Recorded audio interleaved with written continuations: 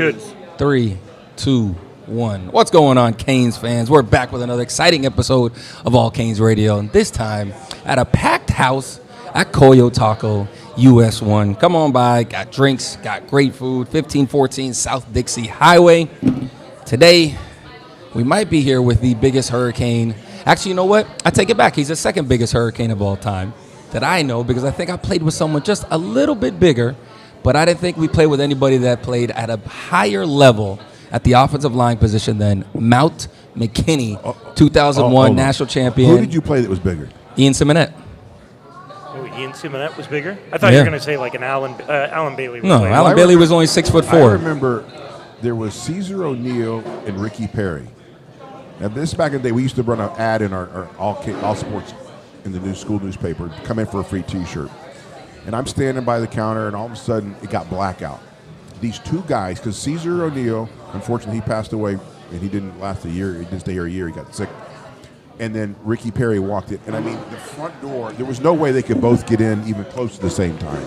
But between the two of them, you're probably talking 600 pounds, 650 pounds coming in the door. It was like almost the store, went up in the air on that one side. They were some big guys. But Bryant's as big as a guy that I can ever remember. Me and Vernon Kay, I weighed him then, and that was the game.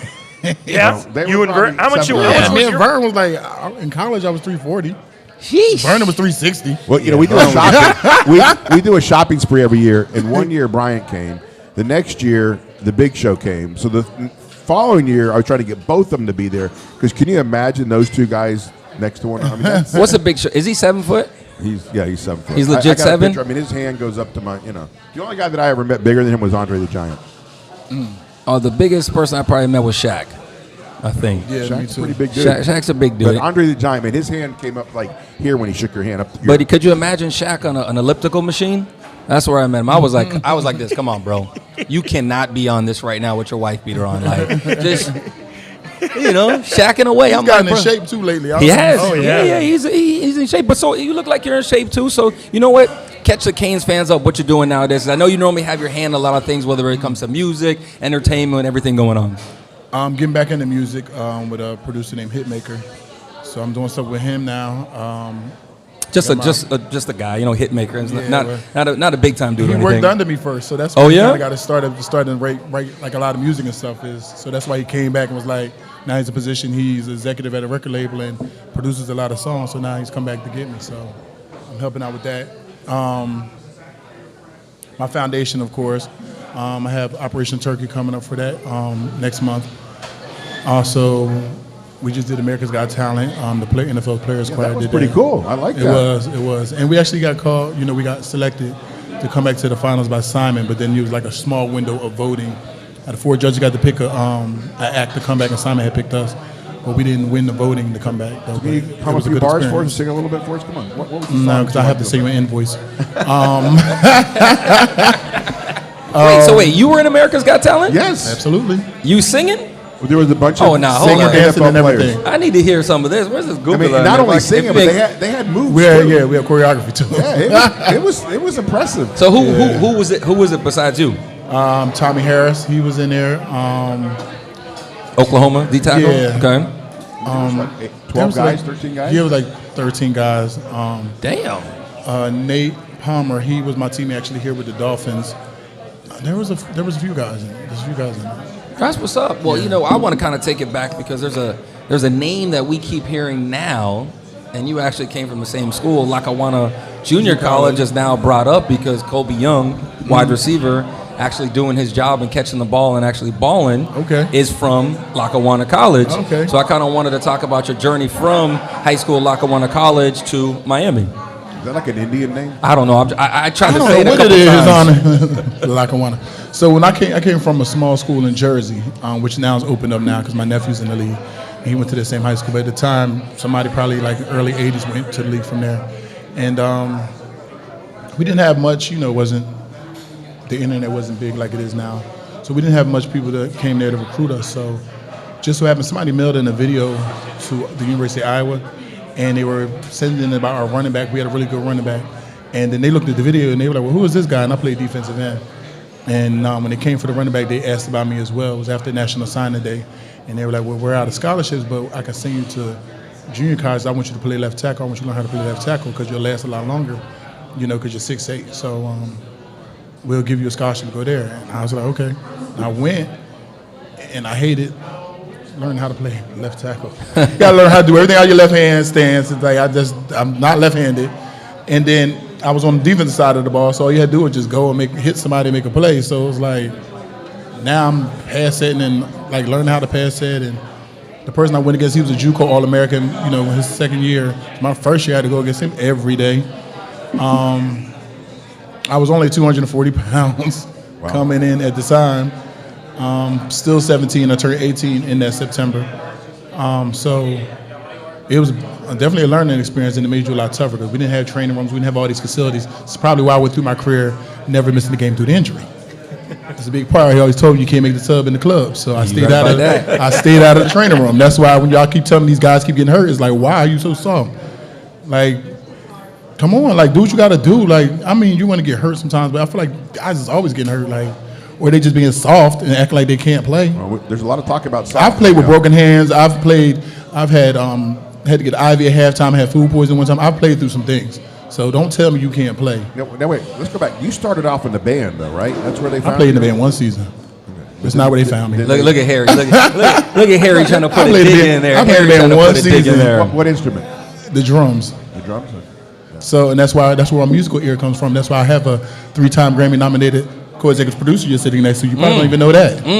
Yeah, recognized by the Grammys. So yeah, let's talk about the music. American Got Talent. Okay? Come on. Yeah. I voted for you guys. Oh, sure you did. You don't even know how to use a phone. Look, the thing be vibrating. It finally picks it up now. It be vibrating on the table all day long. So hold on, you said 240 pounds. How big did you come to Miami? When I got to Miami, I was probably like, it's 240 when I got to Miami. I probably was like, maybe like 290, 310, somewhere around there. Well, damn, give the secret to the boys at Miami. I know my junior year, well, I was 17 too, so I still was developing. Gotcha. I wasn't lifting weight, until I got to college. And then when I got to Miami's program, you started like lifting more. But even my junior year, I was like 330, and just the way it looked on me, they were like, oh, he needs to gain weight and fill out still. And I'm like, it's 330, like, you know what I mean? But it just looked slimmer on me. And then even I gained. Well, he is tall. 13 more pounds, and it ended up being 343 my senior year. And, it worked, I guess. What was your NFL weight? 350 when I first got there. You're almost, toward the end, it was like you're almost there, Harry, right? You're about 340-ish. But Bryant, It's when you played football, what position did you want to play? And you didn't sound too excited going to left tackle. But what was it? I was a big Reggie White fan, so I just wanted to just club people and just do stuff like that and just be aggressive. Offensive line, you had to think a lot. So I was like on the run because things could change. But then I got used to it and just flipped it and always just knew now as a defensive end like what I would have done. Now I'm in that position of being the opposite person. So and just kind of think like them now. And then I just was going against great people. Like I said, I went to junior college. The guy was a JUCO All-American. He ended up going to the University of Maryland. So practice against him every day, and he was really good at pass rushing. He outweighed me by 20 pounds when I first got there. And just learning, just being okay with getting your behind kicked. I just edited myself. Day in and day out until that light bulb go off, and then it was like, all right. So you're saying now, like to get the butt kicked. You're saying going through practice, getting your ass whooped. Yeah, I ain't never played left tackle before. Made you a better player instead of like bitching and moaning and complaining. Made me a better player because that's crazy how that works. And that's the thing that right now, this team that Miami has right now is there's injuries and there's depth issues. And I was at the 87 reunion a couple of weeks ago, and Michael Irvin was talking about Jimmy's talking about it. The practice on the practice field was in many cases tougher than the game on Saturday. Yeah, that was because you were going against first-round picks on either side, and you were practicing against guys that were bigger, stronger, faster, and that made you better. Well, ask Bryant who he went against practice. McDougal, Andrew Williams. Yeah, Jamal Green. Yeah, there's some dudes right there. Yeah. but that helps develop a team to make it better. And that's one of the things I think that's hurting this team right now, the injuries and the depth issue, which we knew about going in. There was some good players, but there wasn't depth behind them. What was the biggest thing you had to learn? Was it the mental aspect? Physically, I mean, you are who you are, and you got long arms, and you're tall, and that can help you at the left tackle position. Was it more mental than physical at that point? As far as what? as far as when you transitioned to the University of Miami? Transitioning here, I had to get used to the weather. Really, the weather? Yeah, I mean, it's not humid like this, up Jersey and Northeast Pennsylvania. So, like, once you hit, like, mid-September, like, it's cooling off everywhere except here. Mm-hmm. So you have to condition yourself to get used to that. And then just running and training out here, too, it just felt real heavy because of the humidity. You know what I mean? Like, you were in a sauna. So people who aren't from down here, it's a difference. So once I got acclimated to it, I just realized that we used to practice at, like, 1 or 2 o'clock in the afternoon.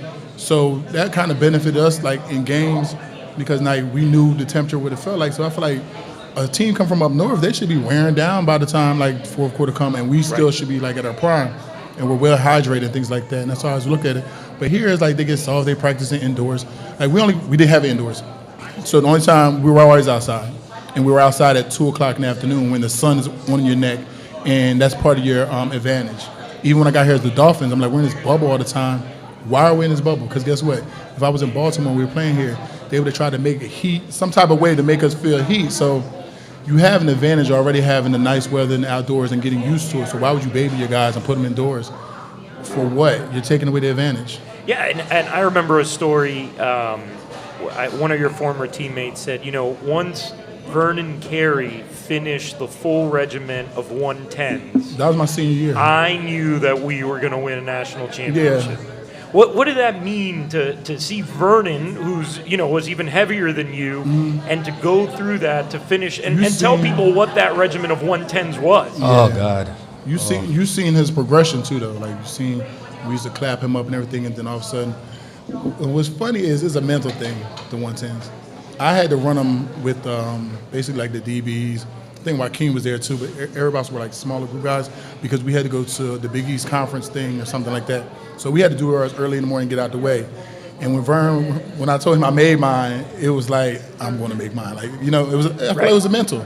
But that was part of it. You guys pushed one another. Right. You guys took control. I mean, the whole story goes, you guys went in and told Paul D you wanted Coach Coker, and then when Coach Coker got the job, you said, okay, move out, we got this. And you guys took charge, and you made it happen. You took the responsibility to making sure you didn't want to let the guy next to you, behind you, or in front of you down, and vice versa all the way around the team. We really believed in the whole situation of getting to the national championship. We lost one game, and we still had a lot of those guys coming back, and it was our senior year, and it's like we don't have time to have Barry Alvarez come in and put in a whole new offense and defense, and got to learn that you're going to play slower. Like, let's keep what we have here because we have a good chance to go to the national championship, and if hopefully he listened to us.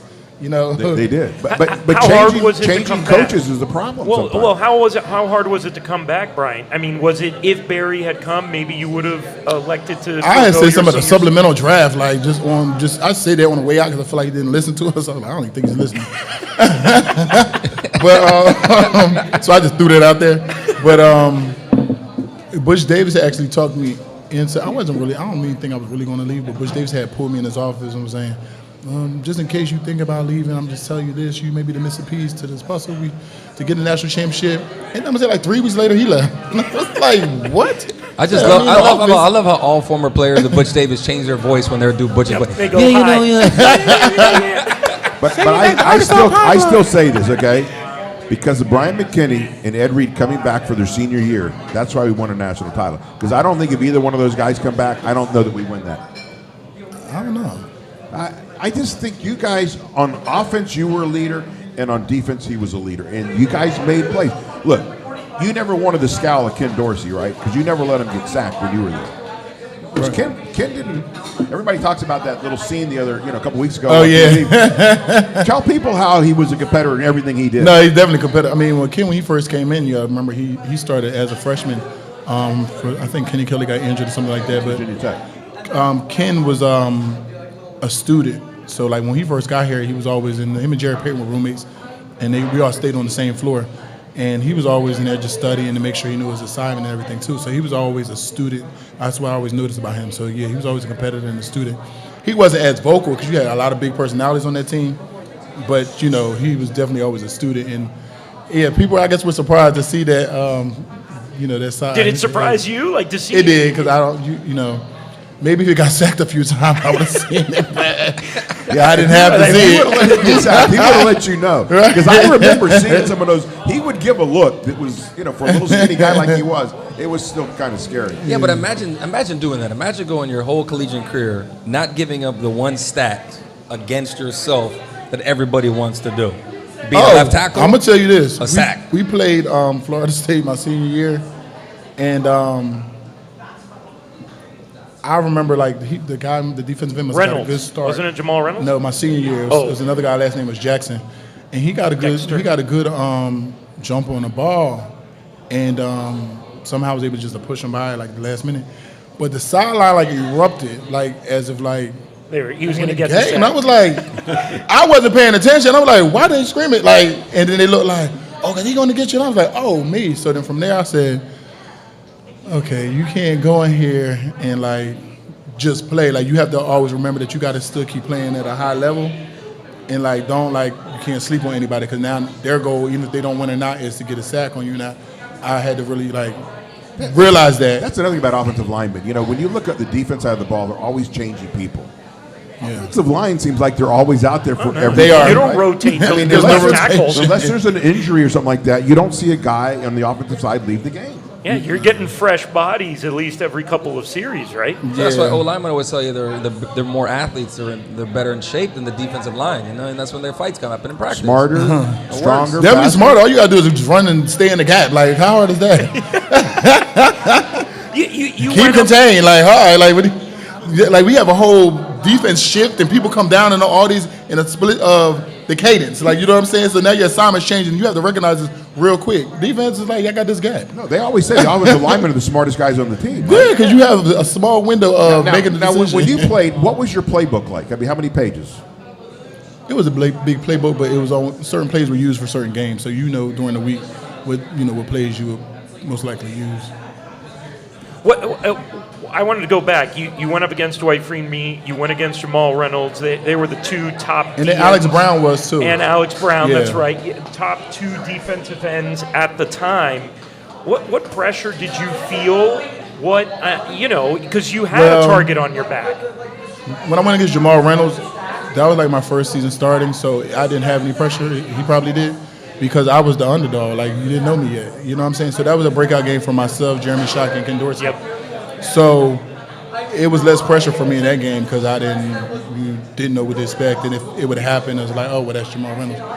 But those games like that, I sat with Coach Cristobal at night, and we would watch extra film, and I would try to figure out, is this guy really this good, or is the offensive lineman making a mistake and he's capitalized on it, or like what? I was really like sit there and just try to pick this out and figure it out. And then just even when they got sacks, I would see like, well, what could the offensive line done better to not give up the sack, things like that. I had to realize also like get off on the snap count. Can't be late. These guys are fast guys and they were strong. And I just studied them. Like basically, they technically like the person I had to study the most, of course, was Dwight Freeney because he had this spin move that all of a sudden was like nobody else in football was spinning and doing it. He carried that to the NFL because now all of a sudden the people started spinning in the NFL. So he had that one move. I had to like look at when does he like to do it.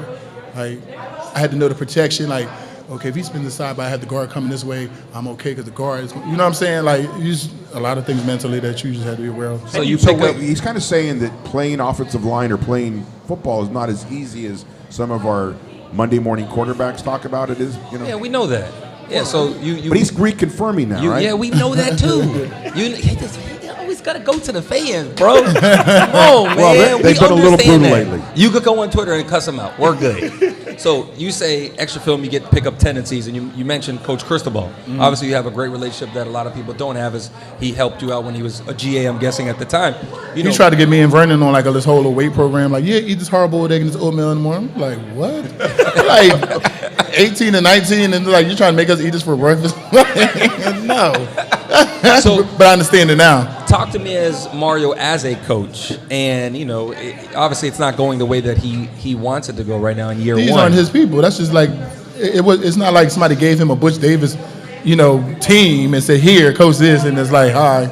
Like, he has to start from where Butch Davis started when they was in probation or whatever, that type of era, and build the team back up. It takes time. Things not going to happen. Yeah, we You're had not going to Butch build on a couple Rome in one weeks ago. season. Like, come on. Give the man credit. Let his players and the people he recruited get in there, because some of those guys that's on the team still have their old coach mindset. You know what I'm saying? And when they get down, they're used to being down, like, oh, here we go again. And that could spread to the younger guys. But I feel like the younger guys are stepping in and, trying to do their thing. But, like, give him, like, a year. Give him, like, 2 years.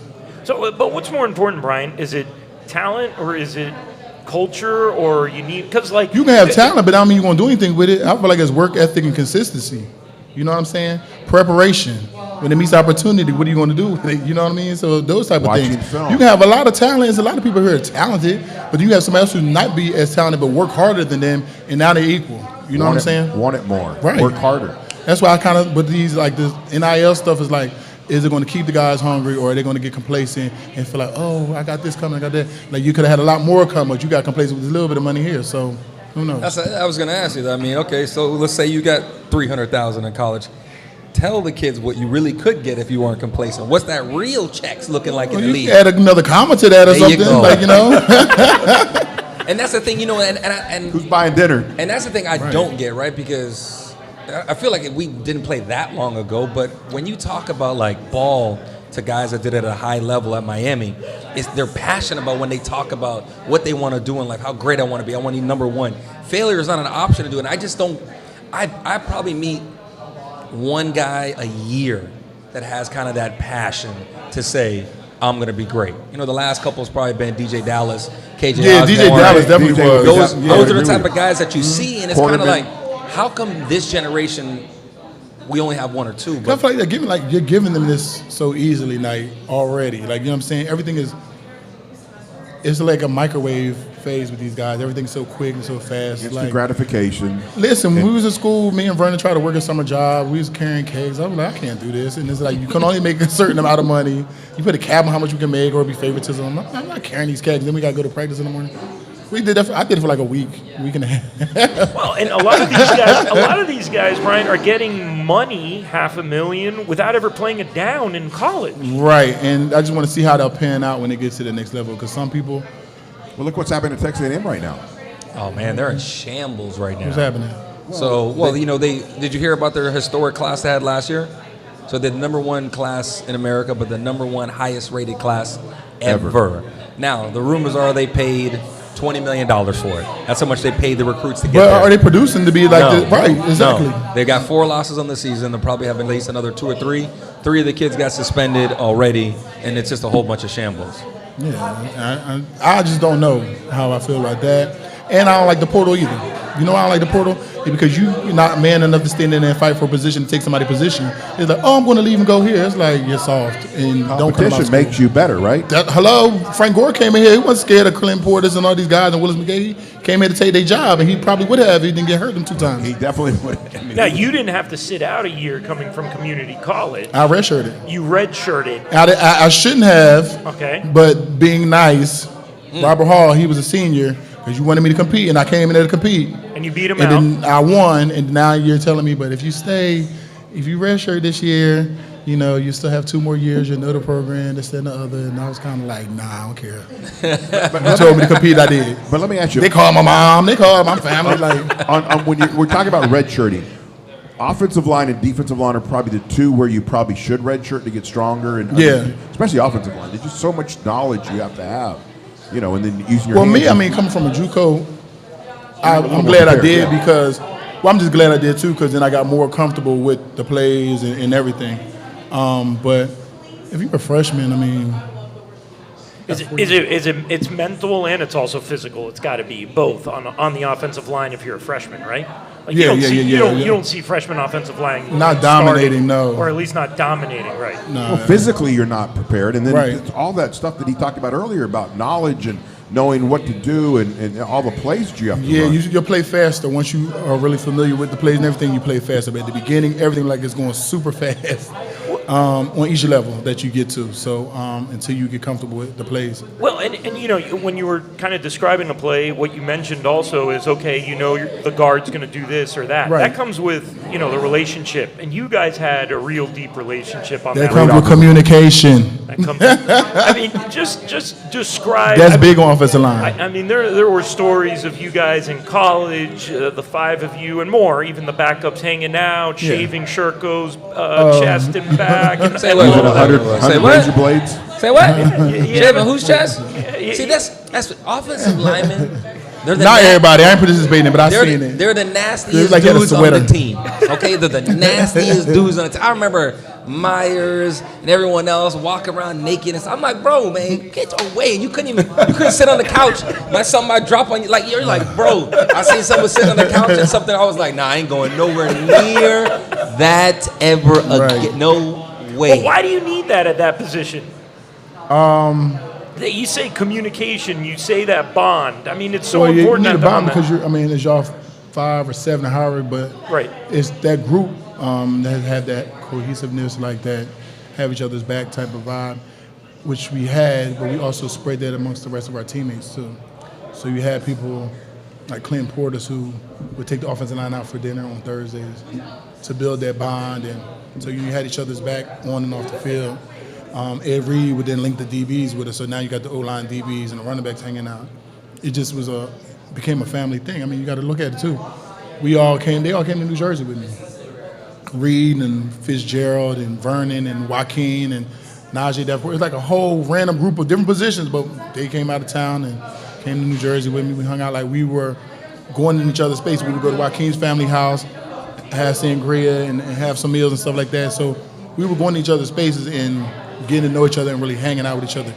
I feel like a lot of these kids Virgin here are sangria. they're treating it like they're in the NFL already. And it's like, I'm here for work, and after that, they kind of all separate. But like, nah, we all actually treat each other like family. We used to go to Game Works. It was over here at Sunset Mall. Maybe on a Friday or something like that. Like, not like, in season, but like off season, something we'll go to Game Works all together. Like, we did stuff together as a group. Yeah, the chicken wings one night. I mean, everybody. Yeah. Ooh, dang, you getting nervous over here? Too many margaritas, boy. Chicken wings. Hey, listen, you see how he's fumbling the bag already, but great margaritas here at Koyo Taco. Make sure you guys come down and get some. But yeah, I don't Maybe it's that third know. I'm sure you guys did it because I think we took it from you guys. Every Thursday, position groups would go out To the Grove. and go have their meals first. Oh, yeah. And That's then- what I'm saying. That's when Clint Portis took everybody out on Thursday night. we were a sports grill, the specialists and Okay. stuff like that. Then obviously we would all go to Sandbar Yeah. Thursday nights, and then I Tuesday. think it was like Duffy's or something for us. I think that's where it was. Yeah, everybody was a little bit different, but everybody did that. I guarantee you, if you ask that right now, I mean, don't think they do. TVD didn't even have his receivers' numbers to throw. Really? Think about that. Coach Gaddis asked him. He goes, "Hey, Tyler, why don't you get the guys together, do some 7-on-7 because we have restrictions. We can't coach you at the moment. So get them together." He goes, "Oh yeah, I don't have all their numbers," and I'm like. Quarterback doesn't have the numbers for How's all there not their a group chat? Like back then, you didn't have group We got a chats. group chat now still. Exactly. But you know what? That's when we talk about the culture. And everyone keeps saying, like, oh, y'all keep saying this culture shit. And I go, it really means something if right now your quarterback said he doesn't have his receivers. Then you have Charleston Rambo that came in here from Oklahoma that says they don't do half the things that I did at Oklahoma as far as success things. Then you have Mike Harley come out before that and say, yeah, we're really slacking. We're really doing everything that we needed to be great. Then you had KJ Osborne that came in and was a number 1 receiver at the time. That all means culture. Right. You've sucked for 15 years. And now, the culture that Mario is bringing in is not really working for some of these players. Well, they're overworked. You're over. Well, that's because they were part of another era. Right. That's why I say you have to give him time to weed some of them out. Listen, not to knock any coaches before this because I'm cool with them. They're good dudes. But you can't baby dudes at this level. You can't be scared that they're going to jump in the transfer portal. And unfortunately, our last coaching staff, some of them baby them and wanted to be boys with them instead of, hold them accountability. Like, you jumped offside, you have a personal foul, get out this play. No, you missed classes. You're not playing this week for the half. Nope, they let them play. You smoked weed and got drunk before a game, and you the night before a game? Yes. FIU game. Started the game. Quarterback. Our quarterback. So and the quarterback started? Yes. Oh, yeah. So that's what we were dealing with. Wait, nobody checks the rooms no more? Thank you. That's what I said. They don't? How did you get out of Right. your room? We literally they have made troop. a pillow dummy. I don't know. Look. We literally have a state trooper on your floor just sitting there Right. going like this. Wait, he never snuck out of a room, Bryant? No. Professional level or college? Never. I was late one time. We all were late. It was the Sugar Bowl. The Sugar Bowl was Well, you had a good reason to be it was late. a bunch of us late. Well, And what- we was like, what you gonna do? It was like me, DJ Williams, Damon Lewis. It was like a bunch of us. What sitting. happened that you guys were late? I heard a Sugar Bowl story, but I never really heard the whole That's thing. not the reason why we were late. The fight thing, I don't think that was the same reason. No, that wasn't the same. It was Different another night? night. Yeah, Yeah, and it was a group of us that was late, and we all looked around and realized who the group was. Like, well, he can't. What's he gonna do? Lose his starting He can't offense? sit us. It was offense and defense. So it was like it was some big people on both sides. It was like, and we had that discussion because they seen the movie walked in. We were talking to Butch the other night on our show.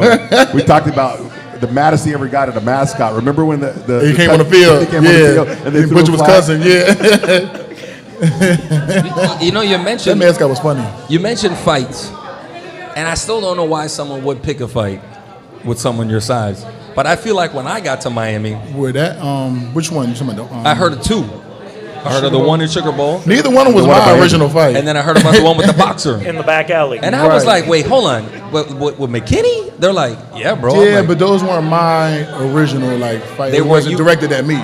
okay. It 'cause was me more stepping in. Because I heard some of the dudes, because I was like, Corn, like, I heard Corn fracture a dude's head one time in a fight. I'm just like, why would you even try these dudes? Like, they don't look like normal human beings. So I know the one in the Sugar Bowl, it was a group of guys from our team inside of his place, and some of the guys from Florida, and Gerard Warren, and then he was part of that group that was in there. They had gotten into it with the guys inside, but they left out. And when they left out, Najee Davenport knew Gerard, and I had just met him maybe a month or two prior through Najee. They were standing there talking to us, so it was like they're on one side, we're on one side. He's explaining to us what's going on. We're listening.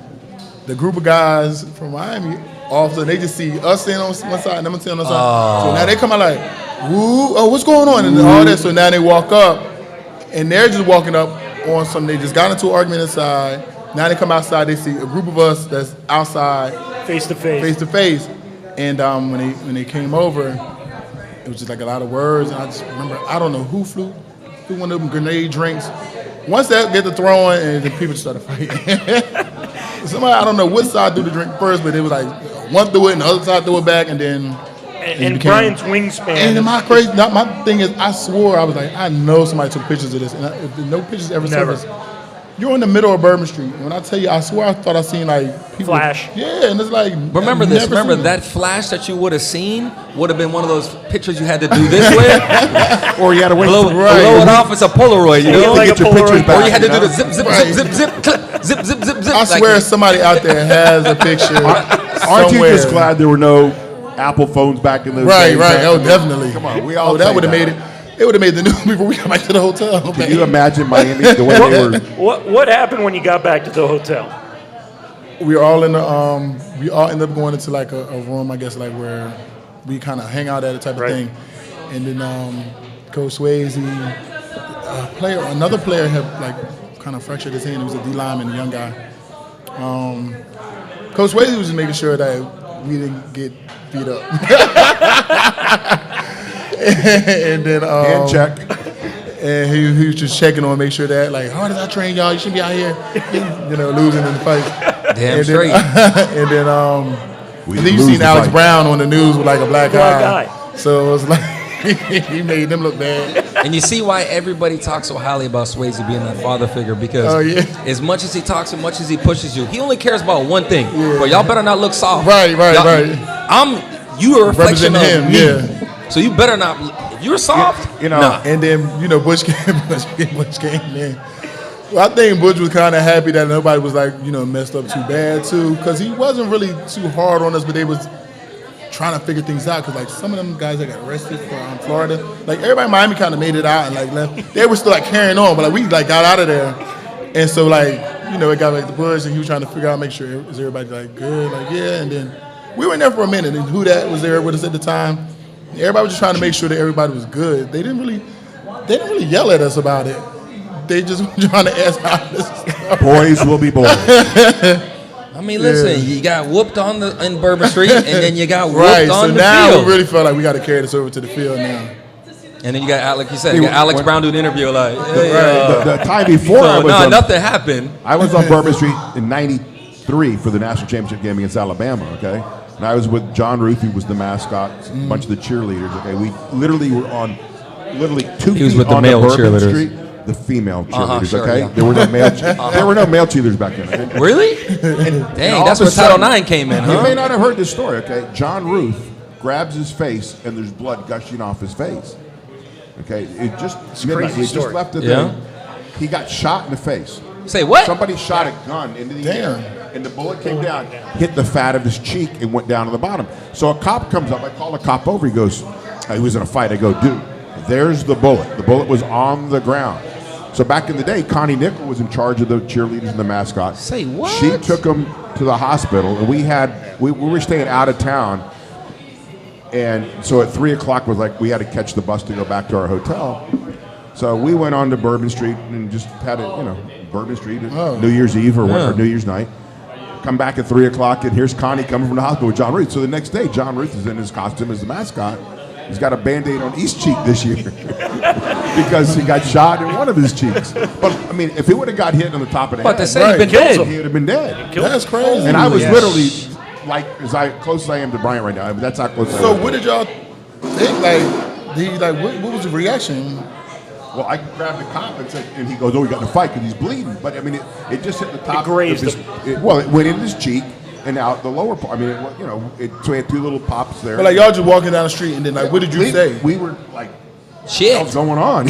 Like That's what I would have said. Yeah, it was an interesting night.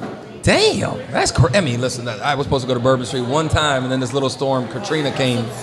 And that was the end of that trip, so I never made it. I look back and I just go back.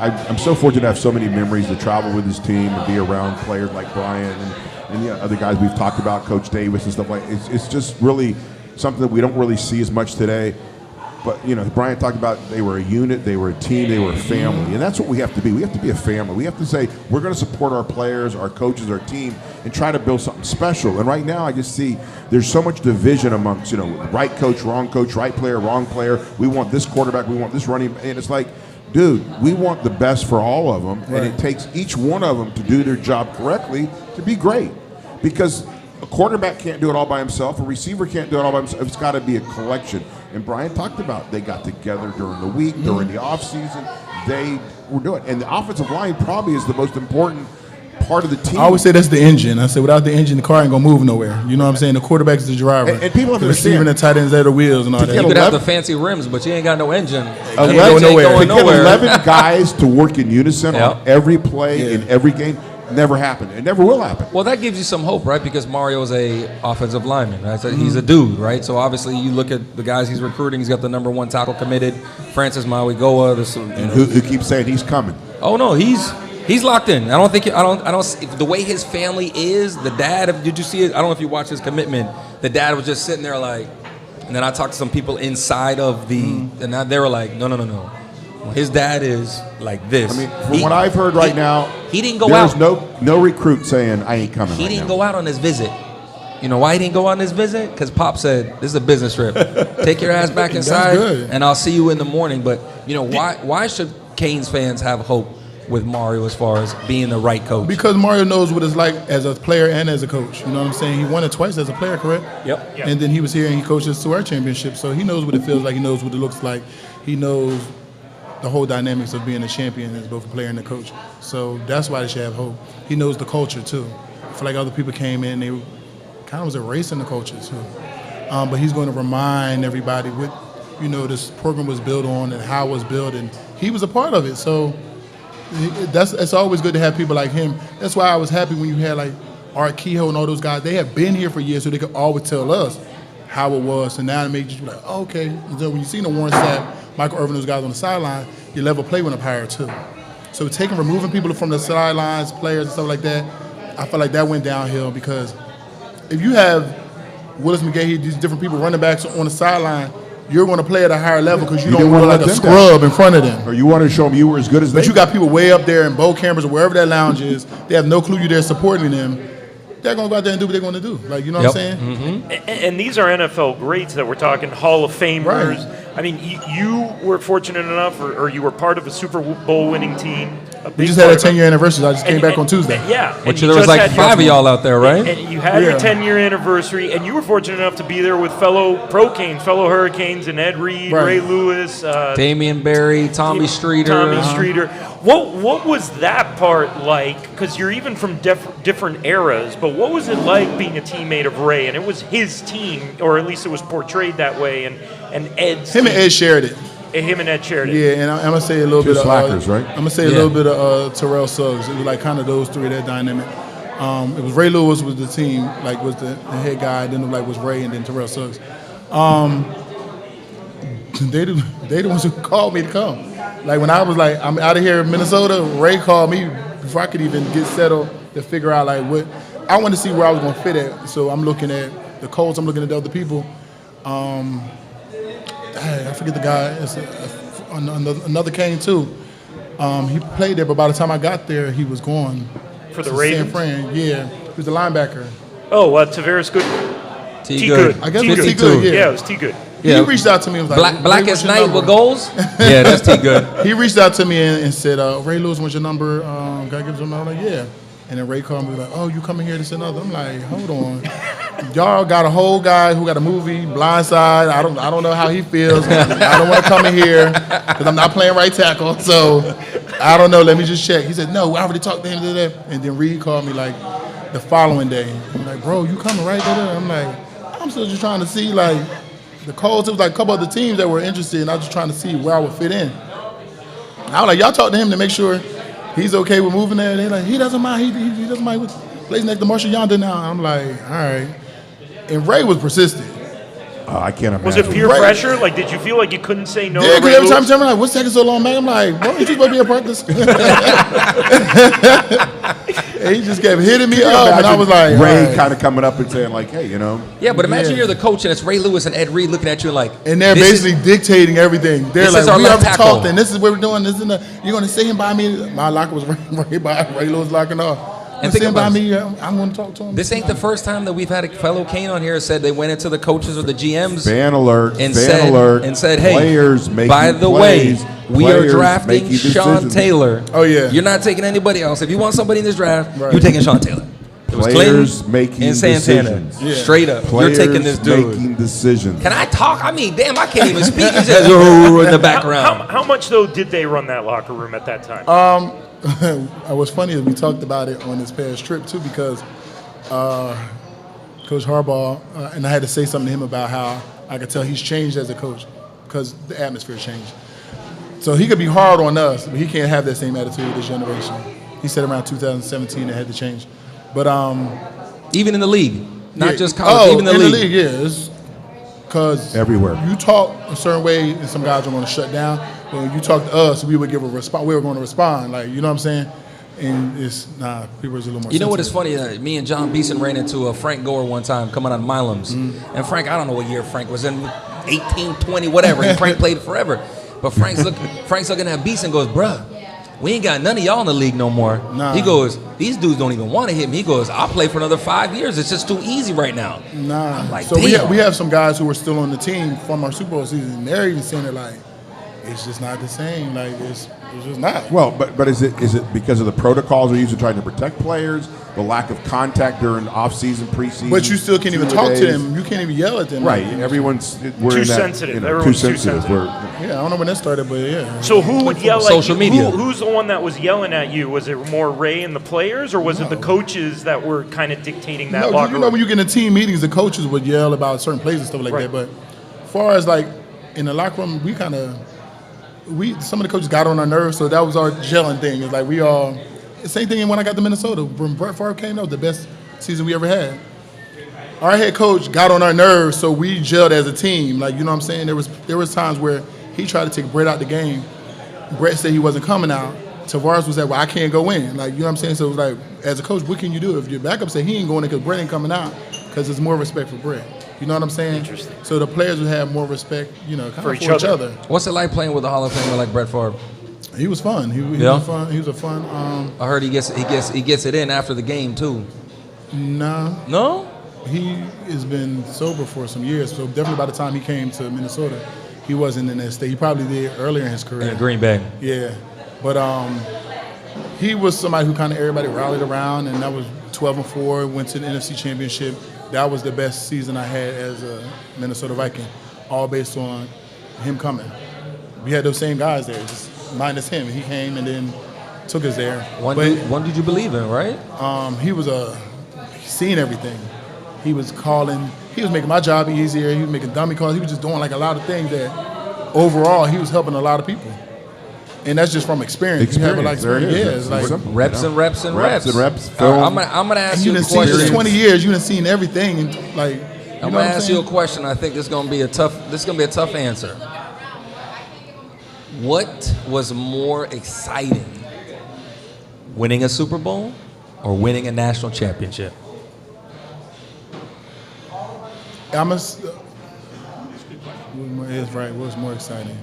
I'm gonna say I felt like winning that. All right, so winning the Super Bowl, I felt like I was back in college going through the national championship phase because it felt like I was at a bowl, like you was at a bowl game. Yeah. So, but you don't go to bowl games in the league. Yeah. But that week was treated like a bowl game. You had press day. You went all these different places. So I felt like I was reliving winning the national championship. Pasadena. That's interesting. So I kind of feel like my initial championship was the best one.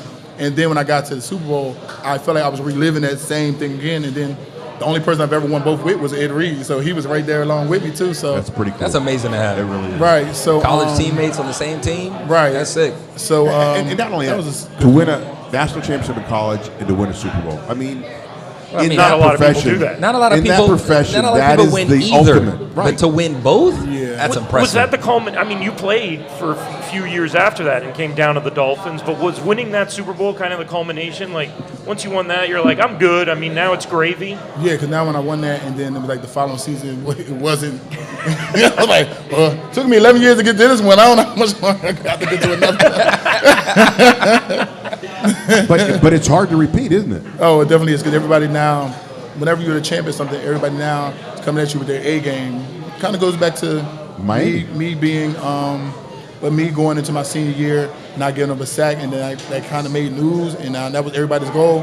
Remember how I said, like, the one game when he got a good start, and it was like, oh, I can't even, I have to keep playing up here regardless. No plays of how off I for this feel. guy, right? No, Yeah. you can. But let me ask you a question. That actually brings something up that has came up lately.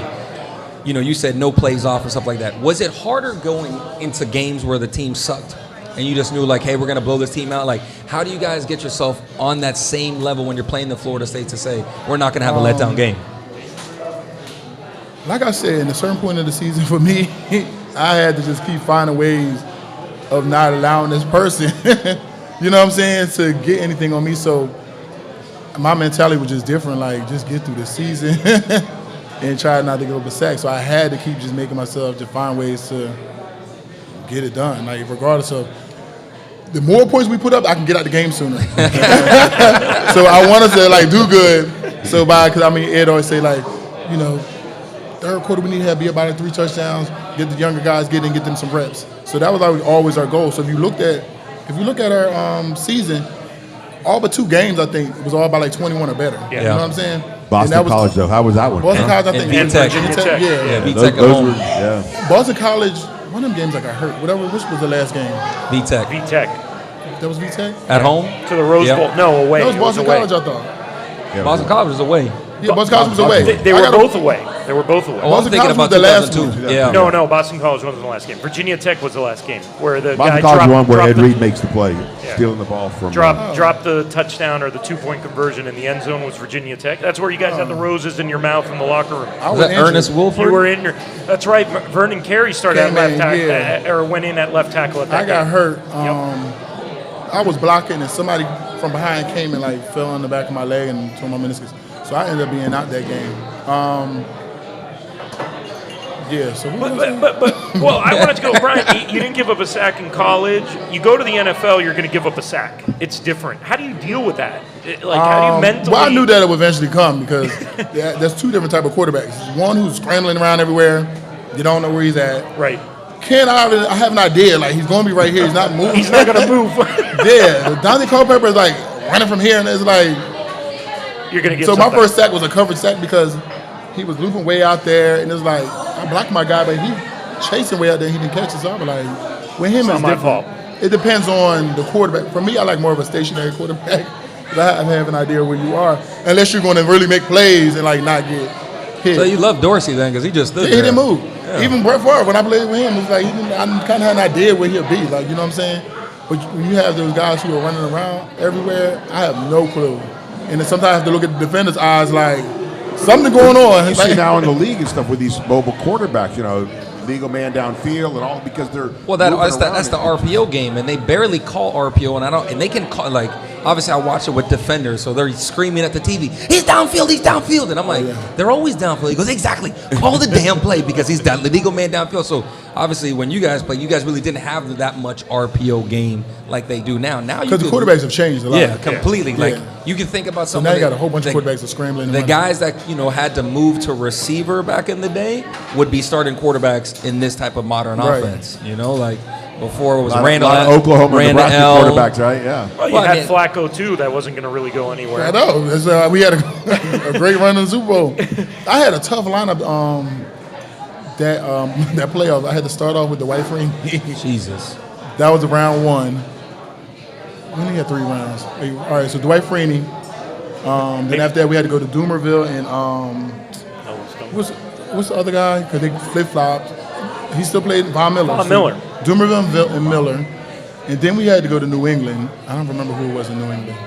And then I had to finish the Super Bowl with Alden Smith and Justin Smith.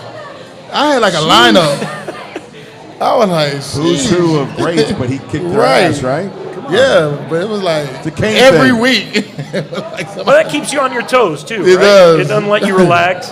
And you also had a close relationship and had a running back in Ray Rice. And a ton of photos of the size difference and all that. Just what run blocking, pass blocking. What did you prefer?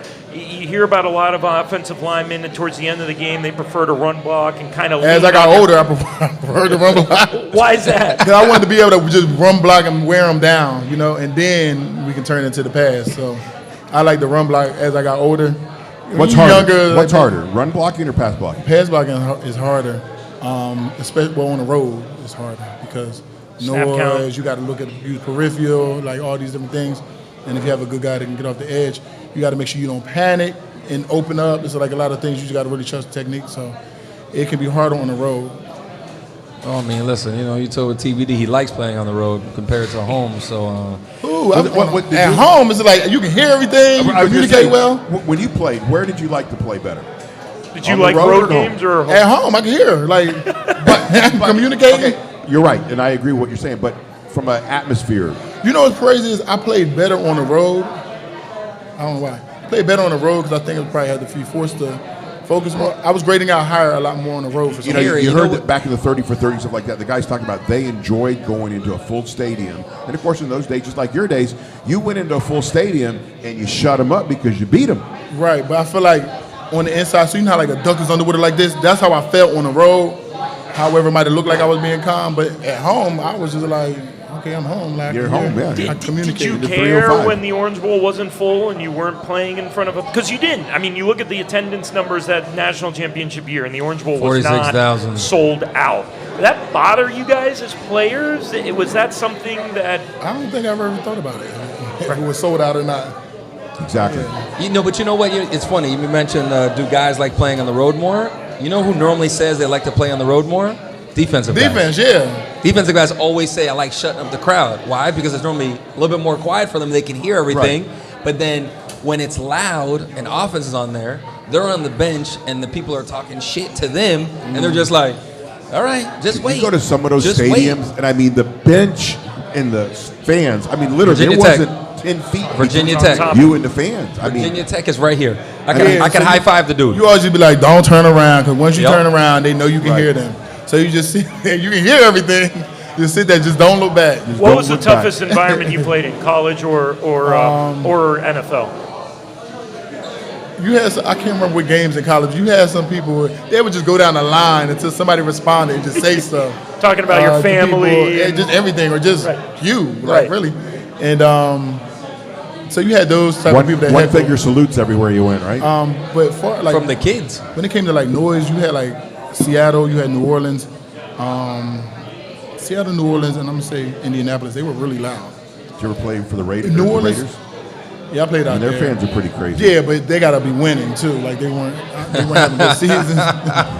Like they gotta be in the games still. I don't think they were like. But some of their fans are a little bit psycho. Oh man. yeah, but one year we had earpieces. Like you put these things in your ear, and it was supposed to made you hear everything closer. Somehow it's supposed to block out the further noise. So I was supposed to be able to hear the guy next to me, stuff like that. Like we even had that in our ear. Did it actually work? I guess I don't It's kind know. of like the trick in the club when you would cover the person's ear and then talk. You can hear the person close to you and not the Yeah, noise everything around around, you. yeah. I remember the first time a chick did that, I was like, what the hell is you doing? Damn. And I know I Yeah, got so big we ears, had but those. You shit. learn something every day. Well, I mean, you know what it is? That's like the trick that everyone goes, how are these dudes not wearing sleeves when it's so cold out? And I always say Vaseline.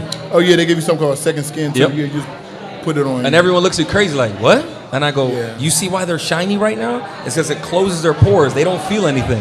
And they're like, But you be bleeding and stuff, don't even know it. exactly. You might need stitches there. You always in cold games like that, hands something's always bleeding. You don't even know it. Vaseline. Minnesota. You played So- outdoors most of the time, right? Or No, were we you were indoors? in the Minnesota dome. was in the dome. Minnesota's a dome, and then Until also, one year our stadium collapsed. The roof collapsed, Yep. and then we There's had to be no- outside at one. hell no, not out there. So to wrap it up, we always like to ask the guys, what was your favorite moment as a Cane? My favorite moment probably would be, besides the national championship, is 2000 when we beat Florida State.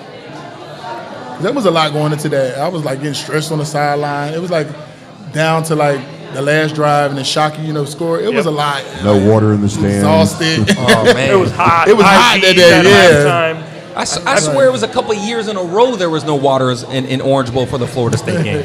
I mean, we had Coach Davis on last week, and he said he pointed to that game also as being, one of the most important for the energy. program. Yeah. And he feels like if we lost that changed then.